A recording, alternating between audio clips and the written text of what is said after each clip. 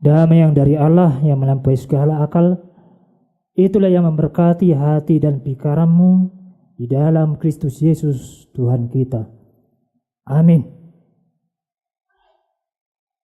Firman Tuhan yang kita renungkan pada siang hari ini diambil dari Markus pasal yang ke-12 ayat yang ke-28 sampai 34. Saya akan membacanya semua. Markus pasal yang ke-12 ayat ke-28 sampai ayat 34. Kita baca di dalam nama Tuhan Kristus dan jemaat merenungkan di dalam hati. Lalu seorang ahli Taurat yang mendengar Yesus dan orang-orang Saduki bersoal jawab dan tahu bahwa Yesus memberi jawab yang tepat kepada orang-orang itu, datang kepadanya dan bertanya, "Hukum manakah yang paling utama?" Jawab Yesus, "Hukum yang terutama ialah, dengarlah hai orang Israel, Tuhan Allah kita, Tuhan itu Esa. Kasihilah Tuhan Allahmu dengan segenap hatimu dan dengan segenap jiwamu dan dengan segenap akal budimu dan dengan segenap kekuatanmu. Dan hukum yang kedua ialah kasihilah sesama manusia seperti dirimu sendiri. Tidak ada hukum lain yang lebih utama daripada kedua hukum ini." Lalu kata ahli Taurat itu kepada Yesus, "Tepat sekali, Guru. Benar katamu itu, bahwa Dia Esa dan bahwa tidak ada yang lain kecuali Dia. Memang mengasihi Dia dengan segenap hati dan dengan segenap pengertian dan dengan segenap kekuatan dan juga mengasihi sama manusia seperti diri sendiri adalah jauh lebih utama daripada semua korban bakaran dan korban sembelihan." Yesus melihat bagaimana bijaksananya jawab orang itu, dan ia berkata kepadanya, "Engkau tidak jauh dari kerajaan Allah." Dan seorang pun tidak berani lagi menanyakan sesuatu kepada Yesus. Demikianlah firman Tuhan. Salam bagi kita semua. Bapak dan Ibu dan saudara yang saya kasih, terkhusus kepada pemirsa Nusantara TV yang ada di seluruh Indonesia. Firman Tuhan pada hari ini seperti yang saya katakan tadi dari Markus 12 ayat 28 sampai 34 dengan tema mengasihi Tuhan Allah dan sesama manusia. Bapak Ibu yang saya kasih di dalam nama Tuhan Kristus, seringkali kita berpikir, Bapak Ibu, ketika kita mengasihi Allah, itu hanya dilakukan pada saat kita ke gereja. Memang benar, saya tidak bisa menyangkal itu. Tetapi hal yang paling utama, Bapak Ibu yang saya kasih di dalam nama Tuhan Kristus, mengasihi Allah itu berasal dari perilaku kita terhadap sesama kita. Seperti yang dikatakan oleh Tuhan Yesus yang ditanya oleh ahli Taurat. "Tepat sekali, Guru. Benar katamu itu, bahwa Dia Esa dan bahwa tidak ada yang lain kecuali Dia." Memang mengasihi Dia dengan segenap hati dan dengan segenap pengertian dan dengan segenap kekuatan dan juga mengasihi sama manusia seperti diri sendiri adalah jauh lebih utama daripada semua korban bakaran dan korban sembelihan.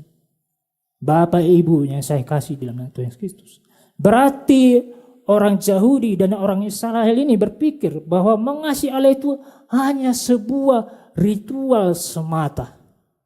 Hanya sebuah ritual semata. Bukan di dalam tindakan dalam kehidupan sehari-hari.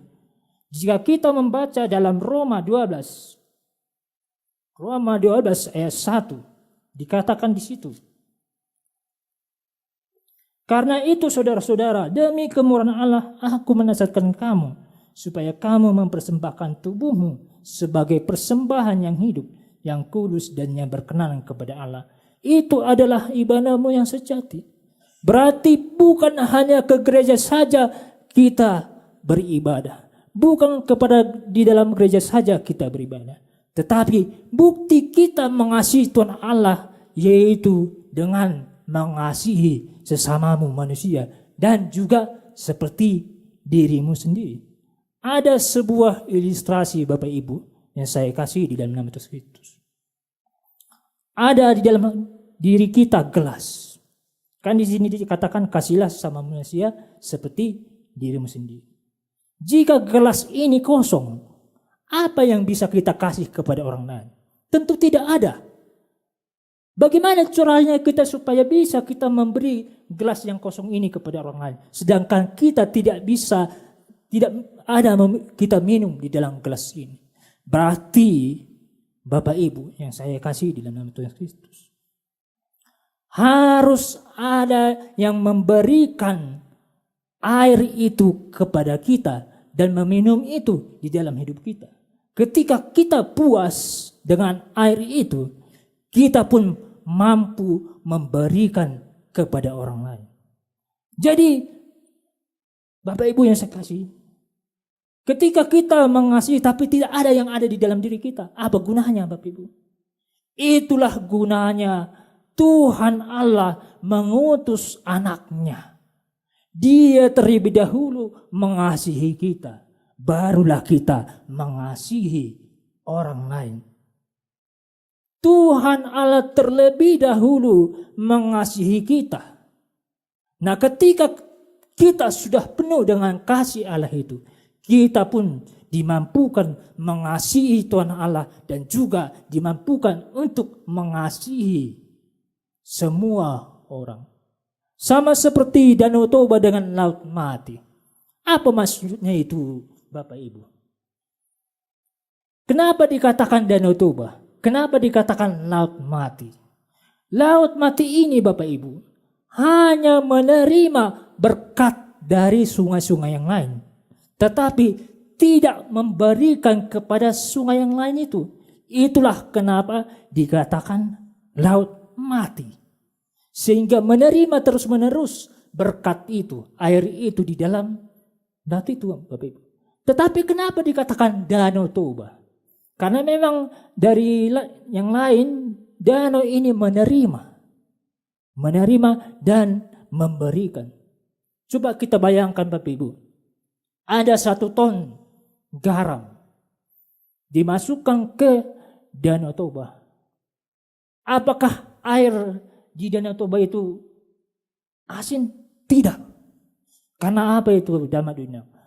Karena di air Danau Toba ini terus menerus mengalir. Sehingga air asin ini, garam ini diteruskan ke sungai yang lain. Demikian juga dengan hidup kita. Kasih Allah itu mengalir di dalam hati kita. Ketika ada kebusukan, ketika ada sakit, ketika ada iri hati masuk ke dalam hati kita, karena ada air Allah itu mengalir di dalam hati kita tetap tawar karena kita memberikan kepada orang lain.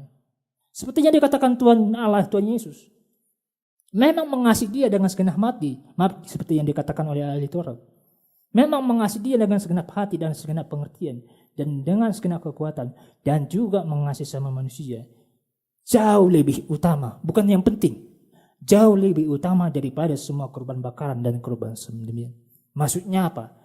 Lebih penting kita melakukan perintah Allah, bukan korban itu, bukan korban sembelihan yang dipotong, tidak. Tetapi kita tidak mau menolong ketika istri kita atau orang lain, misalnya musuh kita biarkan di situ.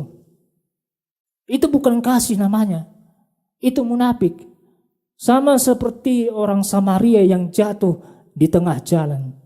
Ada 1 imam ditengoknya yang jatuh itu. Tapi dia tidak peduli. Apa gunanya tugas imam itu Bapak Ibu? Apa gunanya?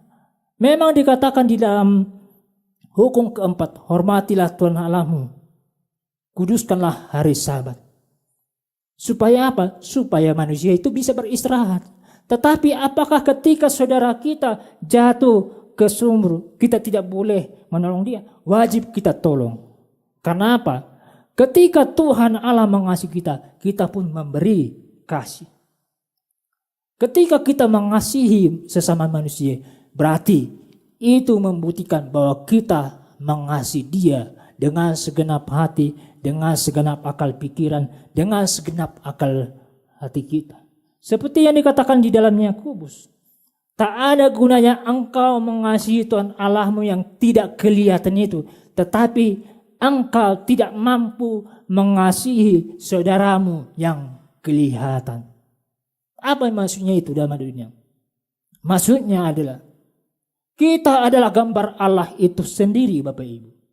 Kita adalah gambar Allah itu sendiri.